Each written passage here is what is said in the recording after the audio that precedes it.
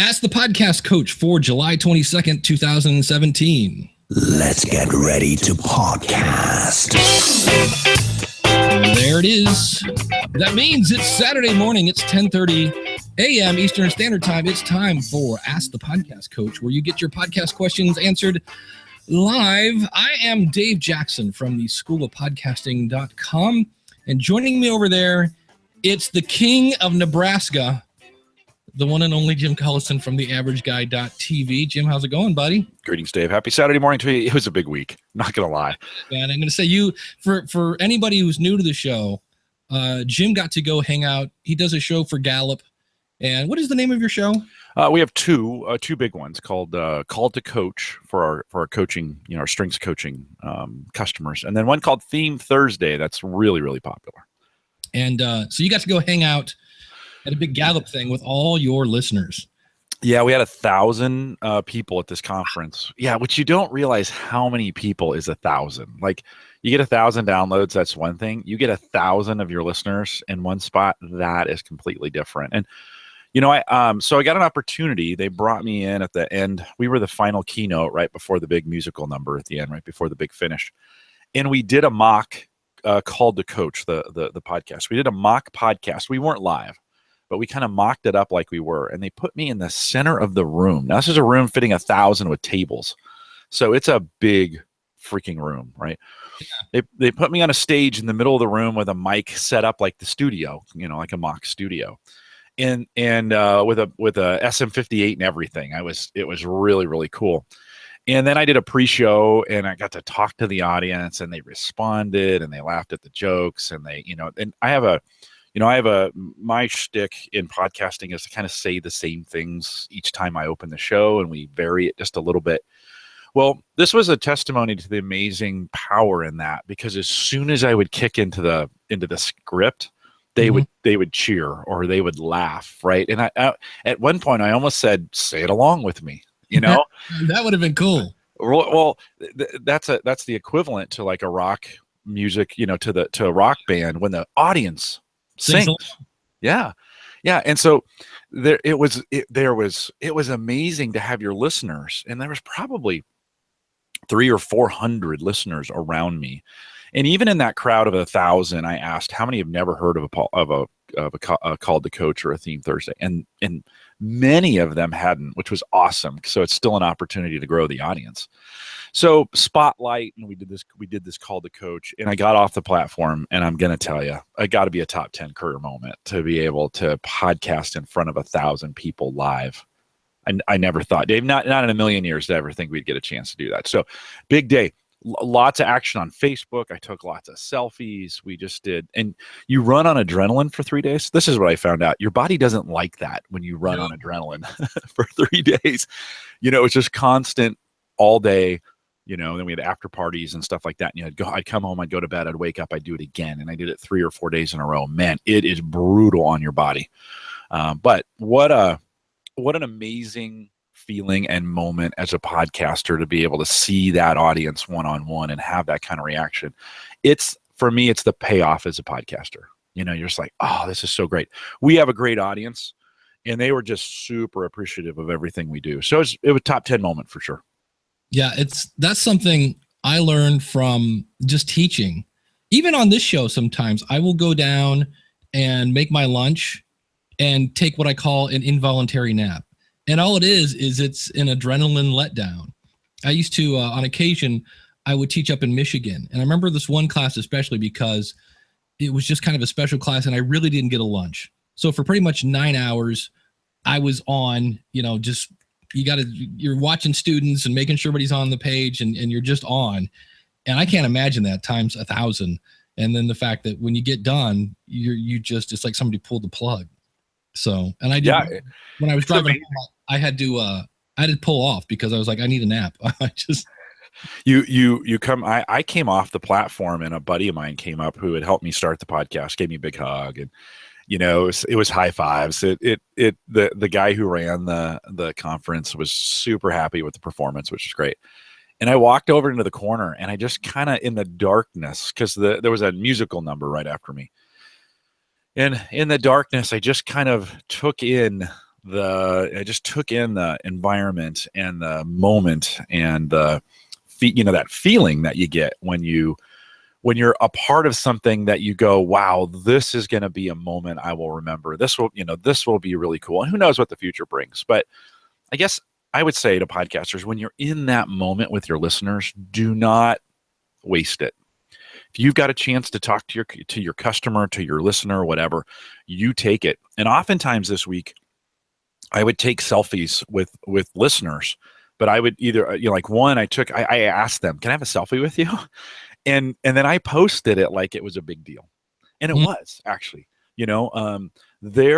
they're your fans, and you got to do some things to make them feel special. So don't waste those moments. If you get a chance, if you get an email or if you get a message or if you meet them in person, do not be in a hurry to move on to the next thing.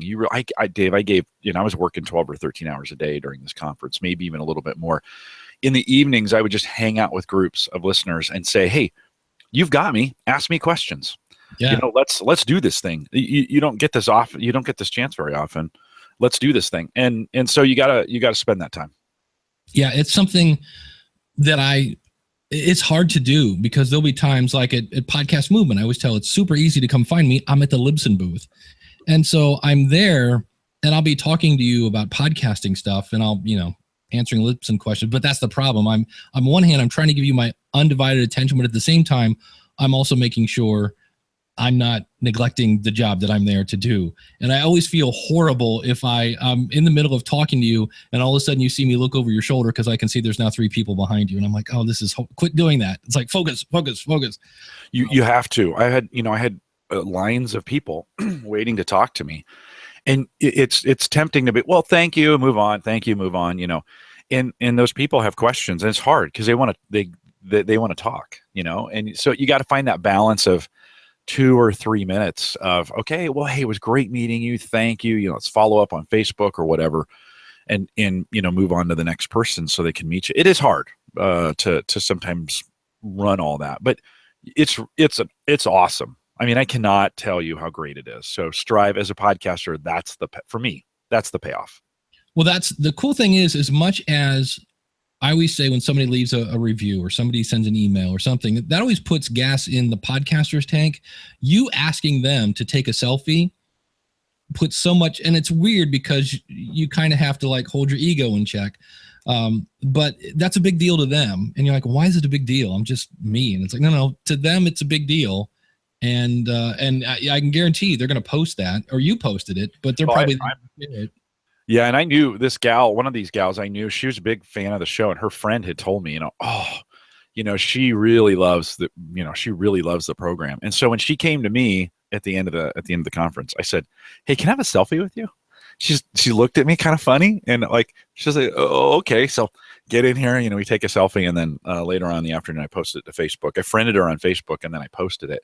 There you go. And it got a lot of great feedback, from people, and it just kind of filled her bucket. So I think sometimes, there are a lot of, when we think about musicians who do this really, really well, there are some, and Taylor Swift actually is probably one of the best I've seen of reaching out to her audience and making them feel special. Mm.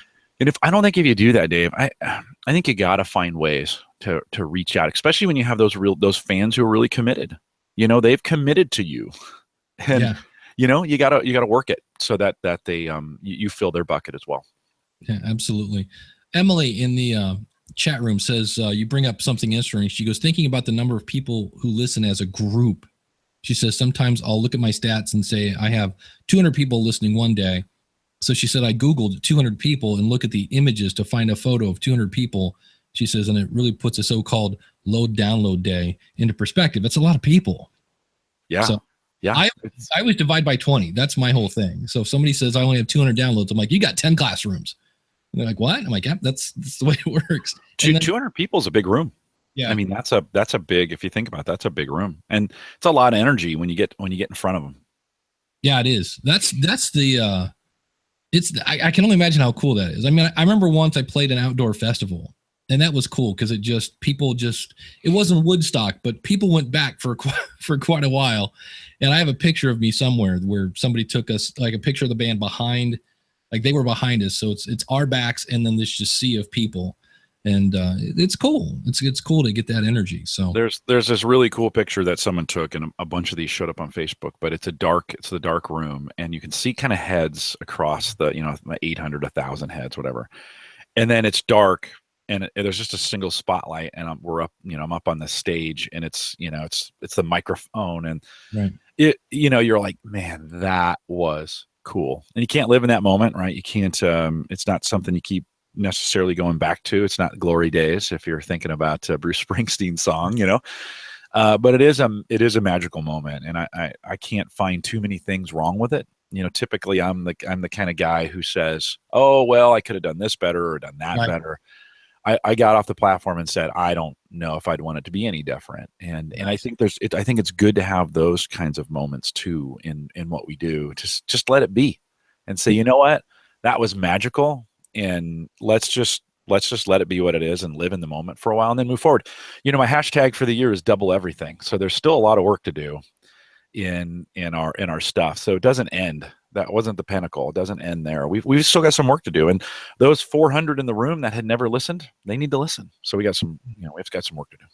Yeah. I think if I ever did something like that again, I would have one of my friends take my phone, and at least at the beginning or sometime during that, from like side stage or backstage or something, take pictures of me on the stage so I could see the crowd, just for like my about page or something like that, to just take pictures of it, because they always have videos and things like that depending on where you're talking at. But it's kind of one of those things you're like, I should have had somebody taking pictures, because it's cool. So I'm glad you got that picture of you with the there's a bunch on Facebook.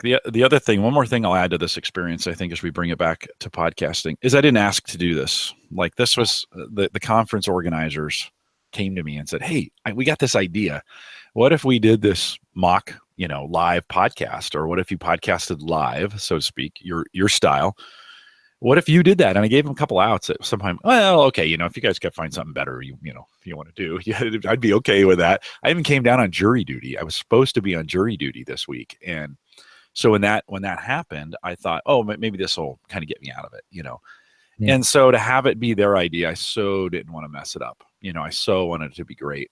And so it was even better because it wasn't my idea. It's not like I was pushing for this to happen. And so it's another great feeling when somebody else recognizes that in your work. Well, now the big question, how did you get out of jury duty? So in Sarpy County here where I'm at, you can ask for a forbearance. And so I did, and they moved it into October. So I will officially be on jury duty in October. Well, that's always fun. I've never had to go. I swear to defend. Oh no, that's not the right. So we had Sean Washburn send in a bunch of questions, so we can tackle those. Of course, if you have a question and you're watching live at askthepodcastcoach.com/live, you can hop on in. Just go to askthepodcastcoach.com/join, and you have to click and say I agree and blah blah blah. And Jim, you're going to love one of these questions, because I'm going to reveal something that's been going on with the show as we've been doing it.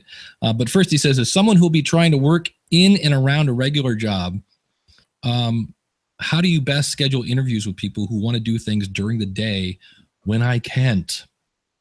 And so, unless you have a other solution, I used to do stuff like this on my lunch hour. I would just say, can we do something around noon Eastern Standard Time, especially if they're on the West Coast? That was great because it was like 9 o'clock their time. And they're like, oh, that's perfect. And then I would just take my ATR with me to work, because I worked around computers. And in that case, I would either do the deal where I would take the output of the ATR into a recorder and record it that way. Or today I might use something like Zencaster or something like that, where I can just record wherever I'm at. It's a web-based. So Jim, any other ideas on that? Yeah, I have a job that allows me to do that. Even for my tech job, they'll let me do an interview during the day if I need to. So it's a real privilege to have that time off to be able to do that. If you absolutely can't, I don't know, Dave, that's a tough dilemma to have if you couldn't get that interview in during the day. I don't know what else. Maybe the chat room will have a few options. I did that this week. Jessica Kupferman, I was talking to her. We're going to start doing a segment on the School of Podcasting called How Not to Make Money with Podcasting, because she's got some really entertaining stories. And I said, it's best for you to record during the day because she has a kid and a couple other things and a husband. And she said, if that's possible, I said, yeah, can we do it at 12:30? I go, that's typically when I go to lunch. And I said, I don't want to be rude, but it's my lunch. So we're going to kind of hop in, get your story and bold. And she's like, that's perfect. I'm not offended. Not a big deal. So that's what I did. We just used my part of my lunch for that. So that was one question. Then how to handle finding a good place or setup for recording or interviewing in a house. He has 4 kids. That's not always super quiet. He says, I know we've touched on this. In some cases using background music. I wouldn't use background music in the middle of an interview though. I think that would be distracting. But I just, Jim, you don't have any kids in the house. Not anymore. It was a loud house for a while though. I mean, I've had older kids over the last couple of years in the house, and recording late at night is actually kind of helpful. Yeah. Scheduling that time or early in the morning if you can get a spot, if you can get up at 5 and get some recording in, that'll work if you're on the West Coast and you're recording somebody on the East Coast, or if you're interviewing European individuals, getting up at 5 is great because that's their afternoon, right? Or late in the evening is mid time in with our friends in Asia. So if you're doing global stuff, it helps to you can kind of move that schedule around. Yeah, I remember when I first started, and I was living in my brother's basement, and I had 2 nieces, and we had 5 people in the house, and so I would record a lot of my stuff post midnight because everybody was in bed, and I had to do it before my sister-in-law. Their bathroom was right above me, and they have like a jacuzzi tub, so I had to do it before she got in the tub because once she got in, she wasn't getting out, and that thing was just like, and I'm like, okay, that's not going to work. So you just got to kind of know what the schedule is. Some people do things with kids where they'll just say, if you can do it on a regular basis, and I realize that in itself can be a tall order, but if you're like, hey, every Tuesday at 8:00, Daddy's going to go in his room and we need you to be quiet. And when, whatever, if we want to use the old college thing of a tie on the door or something to like, don't go in there when that's here. And, and then I've heard of some parents that'll actually reward the kids. Everybody gets whatever, ice cream, or we go whatever if you're quiet while mommy's in there recording. It's hard. I mean, yeah. This is one of those things that you can't hustle out. You can't like, well, if you just hustle a little bit more. No, the kids are hard. It's difficult. People ask me how I do so much podcasting, and I probably do in a busy week, I probably do 7 podcasts during the week. On a not busy week, of course, it'd be 0, but typically 1 or 2. And I'm in a life situation where at home, it's just my wife and I and my daughter, and she's leaving here in a couple of weeks. And so I've got a super quiet place. And work, I have my own studio, right? I have my own room that I can go and do this in. And so that situation has allowed me to do that, Dave. I don't know, like if you got, you've had a guest on, I think he had 5 and he went out to the barn or went out to the garage or something, right? You got to find some way. It's just those life situations make it very, very difficult. I don't think there's any way to hustle it out. You just have to kind of figure out how to separate it, or maybe now's not the best time to podcast. I mean, I hate to say that, but if you got so many things going on and so many people in your space and you can't get it done, I don't know, maybe you can't do it. Well, and there's always just talk about the elephant in the room, and just say, hey, I have 4 kids here, and you might hear them, so if somebody all of a sudden you hear in the background, yeah, it's like that's one of the kids. Meanwhile, to me, I've always thought that just makes it seem a little real. I don't think, oh, how unprofessional. Right. I don't go that route. Yeah, agreed. Daniel has a great thing. If you just hang an XLR cable on the doorknob, that would work. That would be great. That's a great suggestion. And that's good. The other question we had, and this is the one I know you're going to love. Do I need a digital recorder? I think the answer is yes. And if they were cheaper, I probably would just buy one now, but I want to make sure before making the investment. Well, the fun thing is, before we started this today, I had Jim record a little voiceover that I'm going to use on the Bernie the Cat Show at BernieTheCatShow.com. And I recorded it and hit stop. And guess what happened, Jim? Oh, you lost it. I know. I never hit record again. So we're like 4 minutes into the podcast, and I look over and I'm like, we got 2 minutes. We're supposed to have 3. So I always say, do you need a digital recorder? And the key word there is need. And the answer to that is no.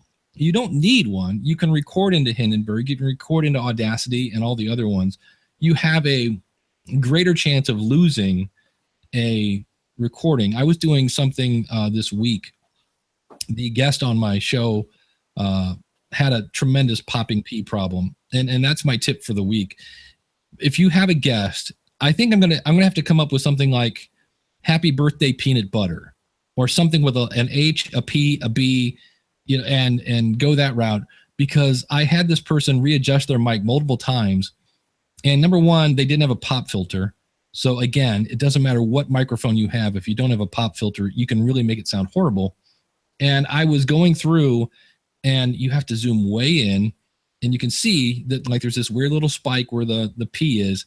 Cut that out and then listen to it to see if it still sounded okay. And in some cases, if it didn't, I would go through, highlight that, and remove all the bass out of that one little millisecond to kind of lessen the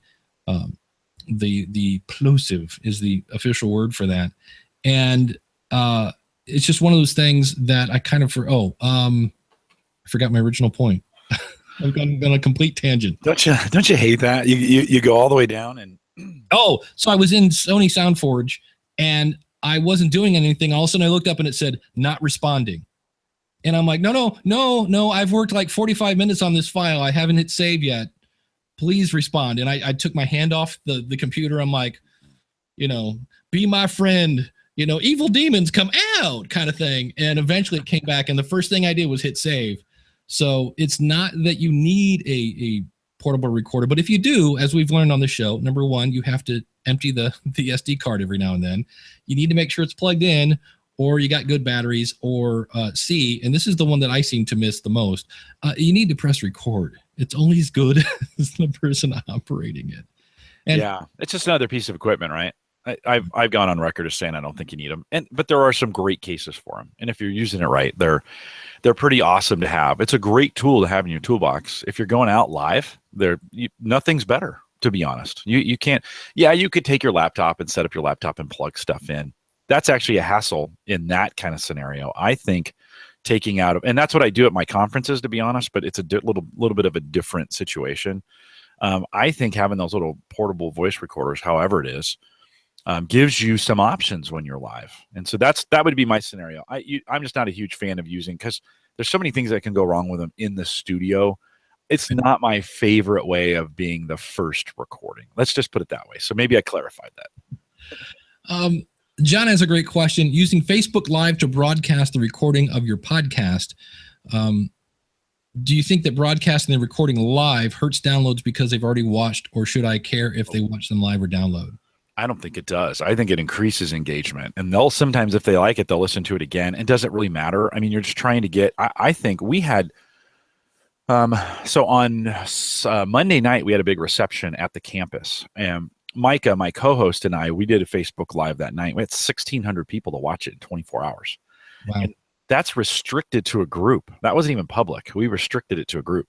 So I think Facebook Live I don't know if I would do my whole show Facebook Live right now, but you do this, Dave. You go live to tease this show. I think that's a perfect use of Facebook Live. And I'm not sure I would do the whole show that way. I don't think you get a lot of, like, if we did this whole show live on Facebook, I don't know if it gets the engagement that we get in this scenario. So I don't know. That's my 2 cents. Jim, you kind of hit on this a little earlier. How do you deal with interviewing people on the other side of the world? You had a couple times there. Yeah, we do. We interview folks in India. So I have an office in India. I have one in Singapore, one in Sydney, and so those are those offices we podcast out of all the time. I've done London and Berlin as well, and you have to wake up early for those here in the U.S. Time zones are difficult. So as you get into that, a couple things. One, make sure you understand the concept of a time zone. And that your guest does as well. And I think you have to be extra vigilant in your conversations with your guest to make sure everybody's on the right time. We use Outlook and Outlook calendar invites, and I make sure those invites have the time zone stuff turned on. So all that stuff is working right. And get it on your guest's calendar. Confirm it's on your guest's calendar. Make sure everyone is thinking about the right time. I can't tell you how many times we've done this. And, I thought you said 10 Central. and you're 8. It's 8 Central, and you're there 2 hours early, right? Or you miss it. So time zones are really super important. I think you've got to be able to get those. And then communicate. This is where a pre-call is super important. I think you've got to do that pre-call with them a couple days ahead of time, even if it's for 15 minutes, to make sure all the technology is working right. Years ago, when we first started doing this in India, the bandwidth was always an issue. And so I just had to get them in a great spot. India does not have great internet. Really? Yeah, it's awful and just doesn't work very well. And I just painted a big broad stroke across a country with 1.3 billion people in it. Right. So sorry about that. But generally, the guests that were trying to get in, it was always terrible. And so it's gotten better, but those test calls help us. Sometimes finding a spot in the building was better. And it helped me, like, okay, everybody wants to sit in front of a window. Don't. It's terrible. Like, you get this Jesus-like effect behind them, like they're ascending into heaven. So you don't want that. So those test calls were really, really important. And you know what? There's nothing that says you're important more like when you stay up to 1 o'clock in the morning to interview somebody in their time zone. So don't make them be inconvenient by waking up at 4 in the morning for you. You wake up and do it in their time zone. I think that's way more important than anything else, that you get them in their zone. Yeah, that's what I usually do. I've gotten up a few times at 5 and 6 in the morning, and then done interviews at 9 and 10, and it just, you got to do what you got to. Somebody's gonna go home sleepy. That's the kind of Yeah, no, right on. And it's one day. Like, it's one day. You can miss a little sleep. Sean says in chat room, he says, be aware that not everyone starts and finishes daylight savings at the daylight saving time at the same time. Then that's true, right? We have different definitions of that. And that's weird if you schedule it months ahead of time, because if you're scheduling it in late spring, chances are you might run through that time when the US changes and India doesn't. And then, things get off. This is why I think calendaring is so important, because today's modern calendaring applications account for all that. Yeah. So just get it on their calendar, make sure they've got it, make sure it's on yours. Lots of communication. Well, the other thing I always do, if I can remember to do it, every time I have a meeting with anybody, I send a thing out, the first thing in the morning. Just a reminder, I will see you tonight at such and such time. Here's the link. Here's, because the time I don't is the time I'm sitting there going, I wonder where they're at. Right. And if they don't contact you, Dave, within like 15 minutes of the beginning of the show, that's probably an indicator that something's gone wrong. And check back in. Hey, is everything good? I can't tell you how many times I've been in the midst of setting things up, and all of a sudden it's, oh my God, this is the live time, and the live person hasn't jumped in. So I think it's kind of key 15 minutes before that they're there. And I have found it's way better to have them in a pre-show scenario where you have a few extra minutes than rushing to get it done. So they're a lot calmer. You get them in there. We send out a link 30 minutes for the Gallup podcast. We send out the link to the guests 30 minutes ahead of time, and they almost always immediately pop in. So we check their light, check their sound, banter, and then inevitably there'll be 20 minutes left. And I'll say, okay, I have to tell you, if we don't do this, all kinds of things go wrong. The more time you give, the less things go wrong. It's a weird correlation, right? Good. And so they're always appreciative. Yeah, no, this is great. So then I get to know them a little bit, and there's nothing wrong with getting to know your guests. Ask them some personal questions, get to know them a little bit, as opposed to, learn some things around Dave, I know you've done this. You've probably learned some information about the person you're interviewing in the pre-show that you didn't know before, that you used in the show, that was really helpful, right? Have you had that scenario? There's that, and I don't do this as much as I should, but go check their Twitter and their Facebook, because a lot of times they'll put something there that has nothing to do with their podcast, or it's a family thing or something personal that you're like, oh, you like that band too? Oh, that's cool. I didn't know that. Blah, blah, blah. And now you've got something to connect on. And so that just starts to build, that little relationships, gets them feeling a little more relaxed and gets them warmed up for the interview. And you might end up connecting on a whole other plateau or platform. I know Harry Duran does Podcast Junkies, and Steve Stewart used to do Money Plan SOS. Now he's just producing other people's shows. But both those guys are DJs. And it was funny because when I think Steve was on Podcast Junkies, and those two, you could just tell they just wanted to completely forget the podcasting. Let's just geek out about old 80s DJs and Wicca and that whole 9 yards. And it was fun to watch those guys kind of like, okay, that's kind of cool. So don't you think, Dave, the best interview is where you get lost as a host? You get lost in the interview and you kind of forget you're having a conversation. This is an interview. You're just having a conversation with the guest.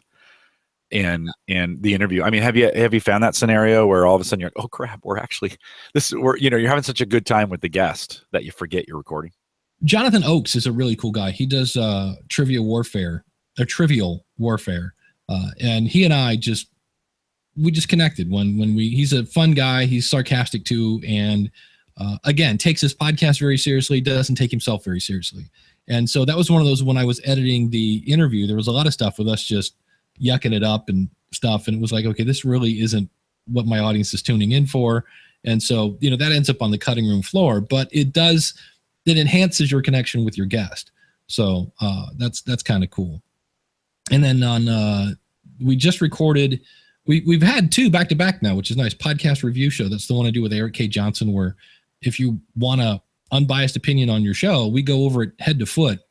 And we were interviewing a guy, Sean. He does a show called Clarinet. It's all about, he's a professional clarinet player and all sorts of other things. He's a really talented musician. And I looked up and I opened up the file. It's an hour and a half long. And I'm like, wait a minute, hold on. And there was a section in there, same thing, where we just got off tangent. We're talking, because Eric is a sax player, and we kind of got off on this whole music thing that we really weren't talking about as podcast anymore. It was all musicians kind of geeking out on music stuff. So again, off to the editing room floor. Although some of that stuff wouldn't be too bad to include in. I mean, I kept it, but there was something we were way off in the weeds, and I'm like, no. And then with that show, I always publish it at stereo just so we can get the full sound of however that person wanted their podcast to sound. And I think I have the smallest Blueberry plan.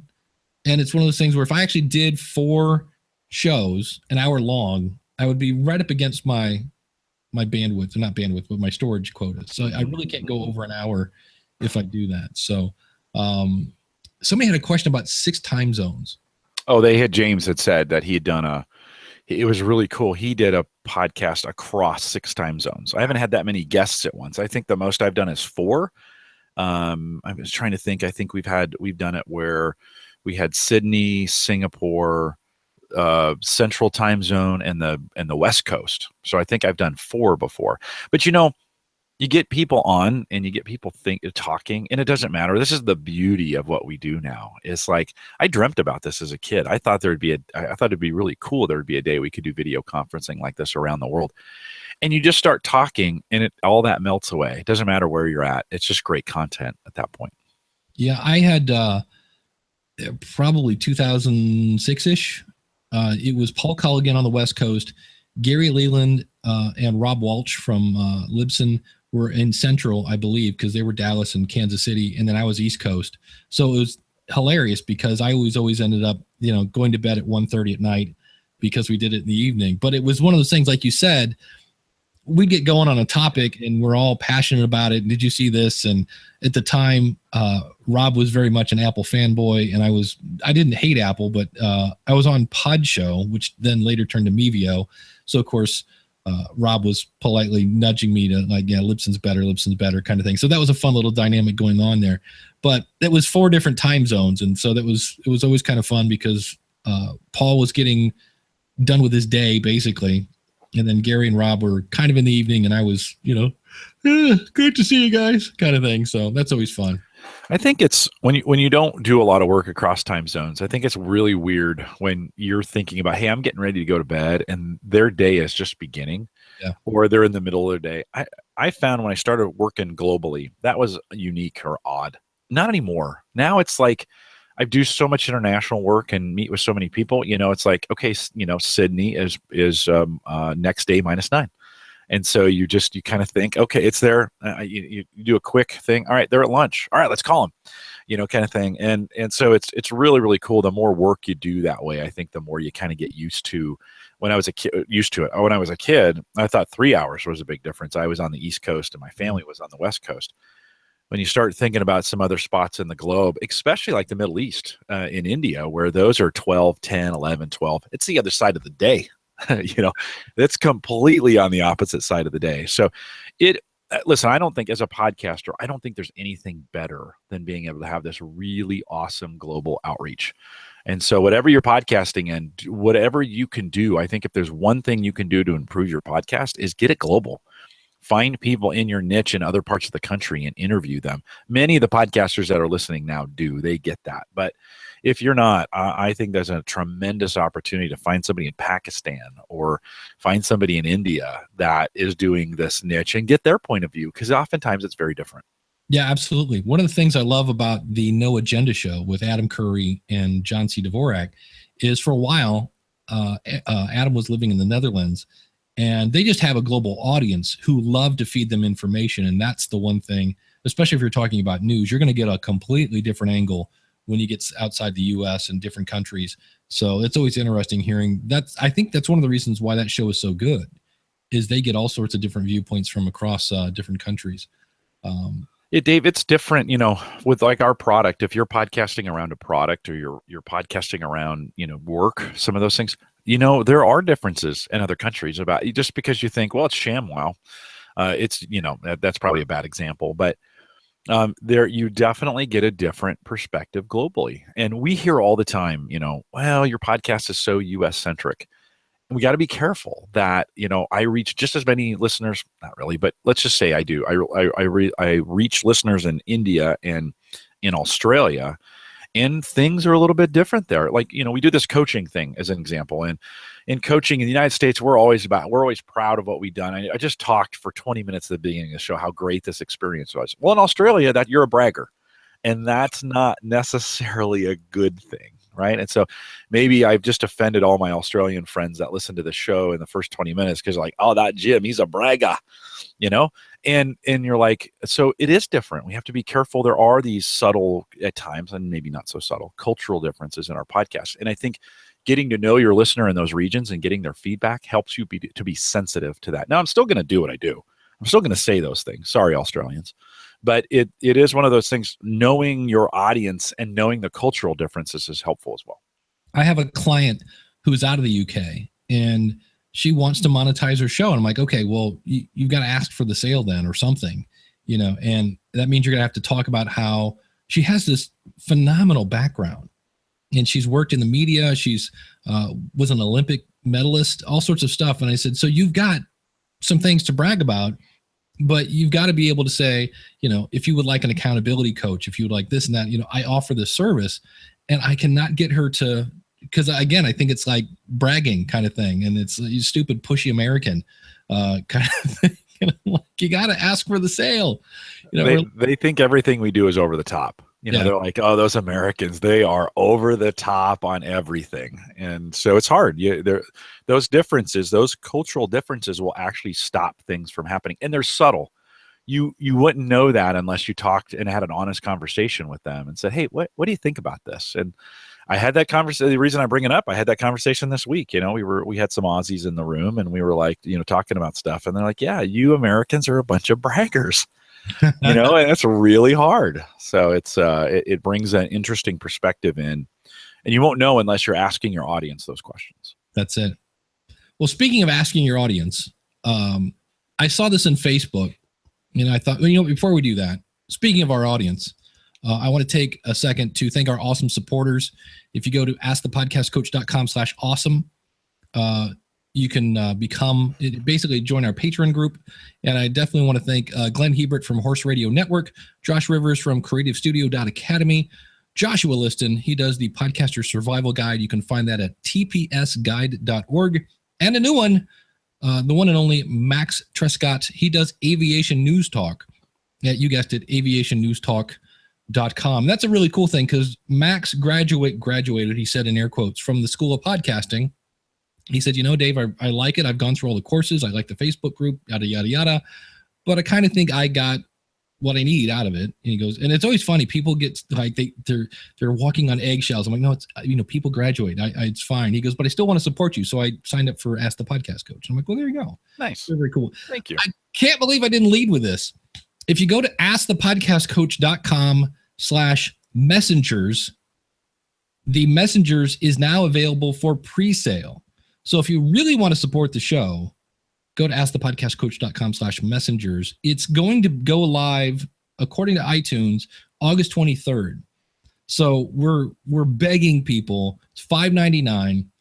Go tell your friends, tell your grandma, tell anybody skip the Starbucks today, buy that movie, because it would be very cool at Podcast Movement to announce we're the #1 documentary in iTunes. We're hoping we can do that. And so far, from what Chris Kermitzo said, he called me yesterday, and so far we're getting a decent amount of sales, but it's one of those things where you're going to hear me talk about this per nauseum till August 23rd, because this would be cool to have a podcast movie just really go, wow, what is this podcasting thing? And so again, if you go to askthepodcastcoach.com/messengers, it'll take you right to the Apple store. And that's exciting. It's going to be fun to see. And the thing I hate about it is if you never noticed, my bottom teeth are hideous. They're all stuck together. I can live with it. It's what it is. And my front tooth is crooked. I have bad teeth. Let's just call a spade a spade. And is that racist, by the way? I just thought about that. I'm talking about a shovel. I don't know. I don't think so. Okay. I'm just making sure. It's like, oh, holy cow, did I just say something? But they have a clip of the trailer, and it's me with my mouth open, and it's one of those things that is super sensitive to me. But I'm like, oh, why is it a shot of my teeth? I'm like, can they, like, geez, please? That's hard. They actually changed that in the movie because I was sitting next to Chris in the movie, and they had this close up of my microphone and my mouth. I'm like, dude, can we please get a different shot? I go, that's like the worst feature of my body. I'm like, I know you can't take a shot. My best part of if you get up close, I have pretty eyes when they're not, when they don't have bags underneath. You got some good hair too. Although I'm at the point now, it's about time for another cut. Dave, I was with you, and up until I was 40, and my kids started. We started getting braces on our kids, and my wife was like, "I'm going to get braces." So she did it for 2 years, and I watched her go through the whole process, and I just didn't want to hassle with it, And I went the day she had hers taken off, and it looked so good. I immediately signed up that day. So I was 40, and I put traditional braces on, and I did it for 2 years. And God, man, that was the best decision I ever made. Because I was with you. It was my bottoms were just terrible, and for me, it's just been such a. That was the best $2,500 I ever spent. Yeah, especially today they have all sorts of, invisible stuff. It's not like the days where you've got, I didn't care. It's like, what? It's 2 years. It's not a big deal. It's gonna go really quick. Yeah, someday I think once I get a couple loans paid off, it's just one of the things. I understand it. I'm not super sensitive about it. It's just one of those things. I'm like, if I could go back to the day. I remember my mom asked me. I was standing on the steps walking into the house, and she said, would you ever want braces? And I went, I can breathe, I can eat, I'm good. Yeah. And I'm like, oh, well, you don't ask a kid in 5th grade. He doesn't realize that when he's in 7th grade and he's trying to get, Cindy Brown's attention. Yeah, that's one of those things. I think it's just worth it. Yeah. I tell people a smile that you are comfortable with, as we think about we're on video all the time and the stuff that we do. And I'll now catch, I did a ton of selfies this week. And I used to never show my teeth. I would not smile with my teeth. And now I look at all these pictures and, and I'm like, it's worth it. It is totally worth it. And the year and a half, and I think at any age, that confidence that you get from a great smile. And that's, by the way, that's another thing we as Americans are pretty crazy about is our teeth. And so that's, by the way, that's regional. Not every country cares like we do about our pearly whites. So, but for me, it was great. It was a big confidence boost. And I did it for sure, but I did it at 40. That's a little weird. Yeah. Walking around at 40. I'm noticing more and more adults doing it though. I get mine at, 60, and then I'll yank them out when I'm 70 and get dentures. You take care of them better. Here's the deal. You fix them. You take care of them better. Yeah. I do. I'm better with those kinds of things because I spent all that money on it. this was in a Facebook group, and I thought this is an interesting concept. And my question is this a good pitch? And it's one of those where I looked at this and went, It says, hello, fellow podcasters. I wanted to share my new podcast, Searching for Shame. So let's just start there. What do you think this show is about? Searching for Shame. I don't know. I was like, okay. It's sort of a variety show. They talk about politics, dating, current events, etc. I would love for you to give it a listen and hear your feedback. And that's from Kevin McKay. And to me, I just thought that does not make me want to go listen to it. And I just was like, I actually did go over and listen, and I made it through about a minute and a half, and they were making fun of their own intro, and I think they're new. Yeah. But to me, I looked at it and like, I'm not sure how many people want to listen to politics and dating. Just there, I was kind of like, that's a pretty wide net. Yeah. And how long are you able to sustain that?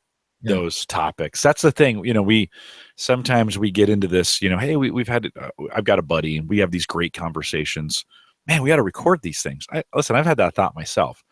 And that might be good for 15 episodes. You might be able to stretch it to 30. And then, does it hold on that long? And listen, if people just want to hear us talk, they can hear anybody talk, and you're probably not as funny as you think. And it's those kinds of things. I think people are really coming to podcasting, and I want to encourage people. We got to use podcasting as a way to teach people. This is where it's really in its niche. And yeah, you can do it in an entertaining way, but I think the podcasts that have the long-term sustainability and the engagement are where they're learning something while they're listening. They're bringing that value. You talk about it all the time. I was listening to the Wolf Den, and they were interviewing, he said, pulling up his phone, Samantha Hennig, who's basically the audio director of the New York Times. And she talked about the 3 E's. And that is, you have to be educational, emotional, and entertaining. If you can get those 3, it's gold. And I was like, that's a cool thing. I have to remember that. The other thing I thought was interesting about that interview is she was talking about how they do a show, I guess it's pretty popular, called The Daily. It's free, and it is getting people to subscribe to the New York Times, because being a newspaper these days, that's a rough gig. And so what it's doing is it's helping people build relationships with their reporters. And so I want to go see what Doug wrote about today in the New York Times. And the thing that I thought was cool is she said, number one, from the top down, the management said, hey, authors and writers and whoever's, contributing to the paper, you got to go talk to these people. It wasn't like, if you want to, you can be, no, the top said, no, this is what we're doing. If we're covering your story, you need to go talk to whatever her name was, Samantha. And she said, what's interesting is now these writers for the New York Times are saying it's weird. And I love the line that they said, and you're probably going to hear this on the School of Podcasting for those of you that listen to both, because I thought this was really cool. She said, there are people that have written and had their stuff on the front page of the New York Times. And they said, but when my story was featured on the podcast, she goes, I've got aunts and uncles and people going, hey, I heard your thing on the podcast. She says, and I got nothing when it was on the front page of the newspaper. And it's like, there we go, that old power of podcasting thing. Well, don't you think there's some power in people knowing who you are? I mean, the days of just writing and being a name of writing, I think, are long gone, where it's just like, I think you have to have a personality and people want to know who's behind the writing. I think of Paul Thurrott and Mary Jo Foley, who do Windows Weekly with Leo Laporte. They're more known. I mean, they're both writers, but I think now they're both known more by their audience and Microsoft as podcasters than they are journalists. And both of them started in the traditional journalism space before podcasting was even a thing. I used to get the weekly newsletter from Paul Thurrott. He would send out via email before it was the early days of Windows Weekly. He hadn't even started podcasting yet, actually, when I started following him. But his podcast has made him a personality that they know him. And so they read his writings based on what they know about him, not just an article. John C. Dvorak is the same way, right? John wrote for a lot of years I mean, we know John from No Agenda. Most people know him, but he wrote in the San Francisco Chronicle for a ton of years before he was even in podcasting. But I think he's better known today for his podcast than he ever was for his writing. The two go hand in hand really well, by the way. I think you can be a podcaster and a great writer. And I think this is where I struggle. I am not a great writer. And I think if you can be a podcaster and a great writer, I think you got a really good shot at this. And the other thing I thought I would mention, let me see if I can share my screen. I'd never heard of this device, and it's called the Tascam IXZ, which to me right there, that sounds like a band in the 80s. Ladies and gentlemen, this Thursday, IXZ. They got to be from Ireland. Yeah. And what it is, it's a mic preamp that goes right into your iPhone. And so it's got one of those little deals where it's XLR or quarter inch. So if you're playing a guitar, it's got phantom power and apparently an input so you can adjust the level of it. On the back, I'm trying to see what's on the back of it. But the reason I heard about this from Eric K. Johnson, the podcast talent coach, and he says they're actually using this now to plug your typical microphone into this, record it using voice memo on their phone, and then they'll email it to the station. Like they'll be out in the field and they'll actually record stuff that ends up on the radio using whatever microphone they're using, probably a Shure SM58 or something like that, depending on what the deal is. But it's $44. So if you're looking for a way to do, if you don't want to do the camera kit, which is fine, the camera kit for Apple is a thing that lets you plug in a USB microphone. This would be a little more. Now the camera kit I think is probably $20, maybe 30 because it's got the Apple logo on it. But this works with anything, no matter what microphone. It doesn't even have the logo on it. It's just $30 and it's just a cable. It's awful because it has a lightning connection. That's the Apple logo is the lightning connection, right? Yeah, I had never heard of this and was like, I'm sure there are tons of stuff that I haven't heard of, but it's called the Tascam IXZ. And if you're looking for a way to do mobile recording, I was like, never heard of it. And I was surprised that it wasn't, I don't know. I always think like $80 for an interface, but it seems like those are getting cheaper as well. Emily says it's got what are the reviews on that? She says a 1-star review though. Is it reviewed pretty well? Hold on. Let me turn back on. Those, while you're looking that up, I had an intern who was doing some recording. We're putting some videos together for our internship program, and he had never heard of that camera kit connection, So I gave him mine. Said, "Here, take this. Go record into your iPhone." Well, I guess it has one, right? Maybe one star there. It's weird. It says a 1-star. I had just used a friend's IXZ and was blown away by the sound quality. I have to say I'm extremely disappointed. I purchased this unit on March 21st.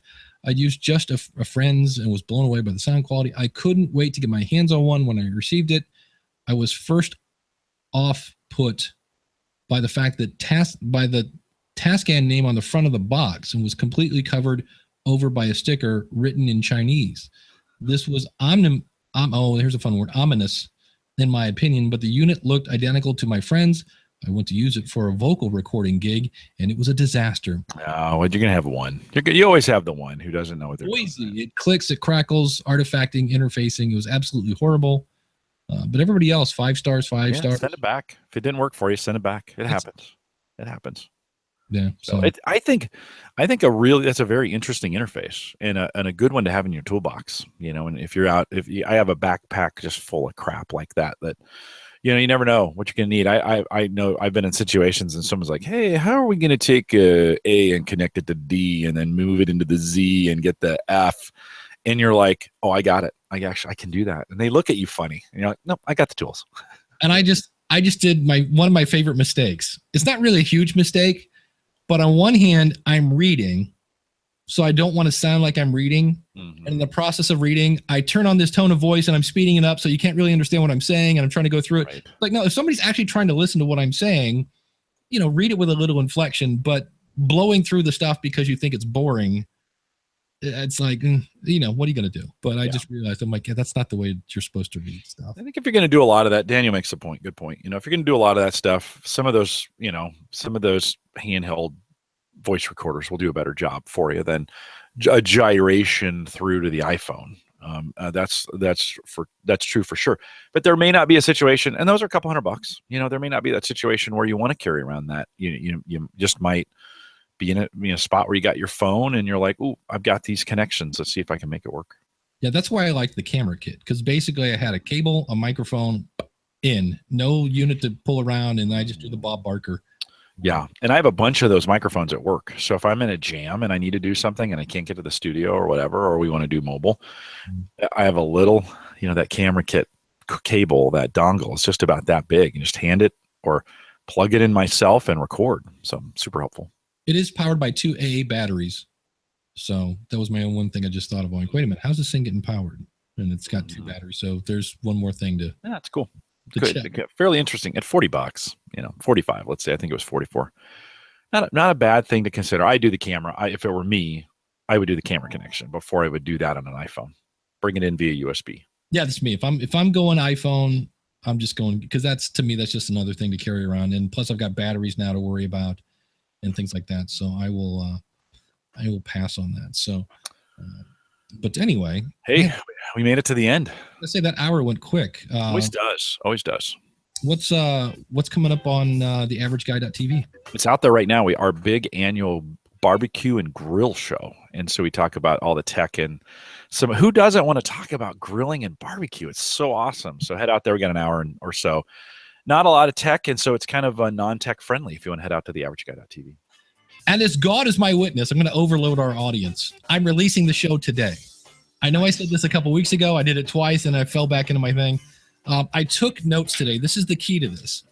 So now I can say in my show notes, today we talked about Jim getting to meet his audience and the power of meeting your audience in person. We talked about scheduling and working in a global audience. We talked about Dave's teeth.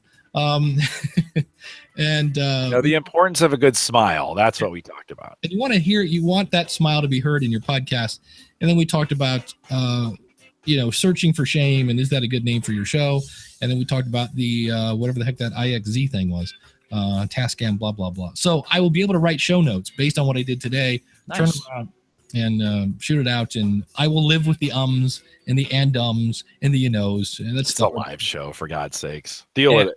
So I can say this now on Monday's School of Podcasting. You'll have to listen because speaking of searching for shame, I have somebody who does a podcast that in the process of doing the podcast, some might say she throws herself under the bus. It's not something that normally people go up and say, hi, I'm this, I'm one of these, but she does. And that's why she was on the show. It's a very, in my opinion, kind of courageous podcast. So I will leave you with that tease, and that will be out Monday's show. So we're here every Saturday. AskThePodcastCoach.com/live. If you have a question and you can't make it, feel free to email me, dave@schoolofpodcasting.com, or use the contact button at AskThePodcastCoach.com.